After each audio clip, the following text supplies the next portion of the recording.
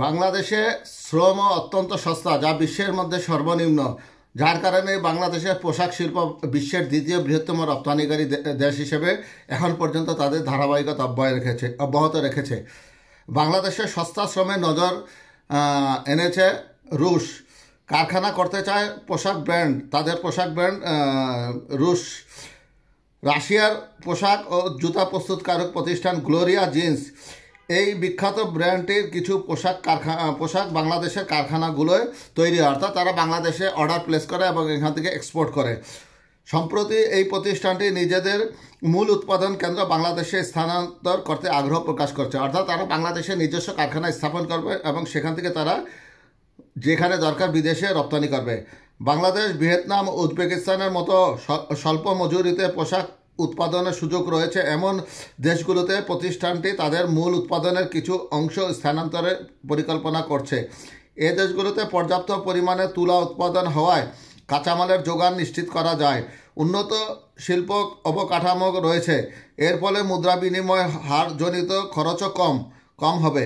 বর্তমানে রাশিয়ার বিভিন্ন অঞ্চলে গ্লোরিয়া জিন্সের 16টি কারখানা রয়েছে। রাশিয়াতে কিছু কারখানা বন্ধ করার সিদ্ধান্ত নিয়েছে গ্লোরিয়া জিন্স। এই সিদ্ধান্তের পিছনে রয়েছে দক্ষ শ্রমিকের অভাব, স্থানীয় উপকরণের নিম্নমান এবং খরচ কমানোর প্রয়োজন।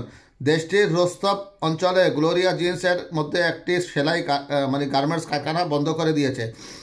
এই প্রতিষ্ঠানে কর্মীদের অন্যান্য কারখানায় কাজের প্রস্তাব দেওয়া হয়েছে। গ্লোরিয়া জিন্সের দাবি, রাশিয়ায় আমাদের কারখানাগুলোর উৎপাদনের হার বাড়াতে না পারায় ক্ষেত্র পরিবর্তন করছে তারা। 1988 সালে যাত্রা শুরু করা হয় Gloria jeans. Russia, Belarus, Kazakhstan সহ বেশ কিছু দেশের অন্যতম জনপ্রিয় ফ্যাশন ব্র্যান্ড। 2021 সালের এক হিসাবে দেখা যায় ব্র্যান্ডটির 300টিরও বেশি শহরে 660টির বেশি আউটলেট রয়েছে। রাশিয়ার পোশাক শিল্পে দক্ষ কর্মীর সংকট দিন দিন বাড়ছে। জনসংকট ছাড়াও রাশিয়ার পোশাক প্রস্তুতকারকদের নিম্নমানের স্থানীয় উপকরণ ও আনুষ্ঠানিক জিনিসপত্র নিয়ে কাজ করতে হয়, যার ফলে অনেক প্রতিষ্ঠানকে অন্য দেশ থেকে কাঁচামাল সংগ্রহ করতে বাধ্য হচ্ছে। এছাড়া পশ্চিমা নিষেধাজ্ঞার কারণে আন্তর্জাতিক লেনদেনের সমস্যা হচ্ছে। এ কারণে কারখানার যন্ত্রপাতি কেনার ক্ষেত্রে সমস্যার সম্মুখীন হচ্ছে। নিজ দেশের বাইরে বহুকাল ধরে রাশিয়ার পোশাক ব্র্যান্ডগুলোর জন্য প্রধান উৎপাদন কেন্দ্র হিসেবে বেশ জনপ্রিয় ছিল চীন। রাশিয়ার ফ্যাশন শিল্পের একজন প্রতিনিধি বলেন, চীনে মজুরি বাড়তে থাকায় অনেকে কারখানা স্থানান্তরের চিন্তাভাবনা করছেন।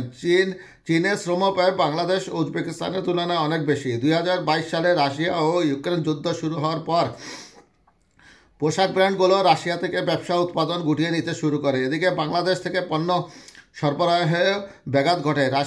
রাশিয়া বাংলাদেশের রপ্তানি প্রায় 30% কমে যায়।